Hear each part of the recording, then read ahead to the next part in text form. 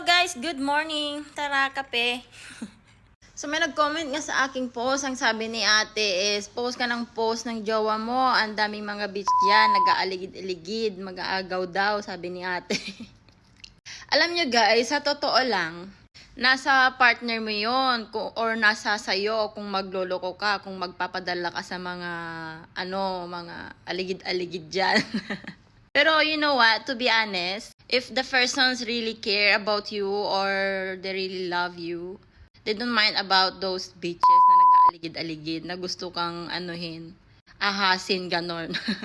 Gaano pa yan kaganda, kahat, ganon. Hindi yan nila papatulan kasi nga ikaw yung mahal niya, ikaw yung gusto niya, ganon. Alam nyo guys, sa aming ni Jusawa, share ko lang kapag ka once na may nagkakagusto sa kanya na, syempre ramdam mo yan na pag inaakit ka ng isang tao, ng isang babae, or ng isang lalaki, ramdam mo yan, hindi ka naman manihid, di ba? Yung sa amin ni Jusawa, si Jusawa kasi, may nagkakagusto sa kanya. Which is, yung nagkakagusto sa kanya is mataas pa yung, niya, position niya sa trabaho. Eh ako, lang ako, wala, di ba? Tsaka yun, ang ganda, tsaka ang sexy. Pero ang sabi sa akin ni Jusawa, shinare niya yun sa akin, na alam mo parang si ganyan, may gusto siya sa akin. Yan, shinare niya sa akin. So, kapag ka may ganyan kang partner, i-share sa'yo na may nagkakagusto sa kanya, may nang-aakit sa kanya, napakaswerte mo. Bibihira yung ganyang lalaki na kapag ka nasa in relationship ka, tas may nagkagusto sa kanyang babae, sasabihin niya sa partner mo, bibihira yung ganyan. Kaya you're so lucky if you have that kind of man. Siyempre ako, sa akin naman sa loob-loob ko, sino yan putang ina? Susugurin ko yan.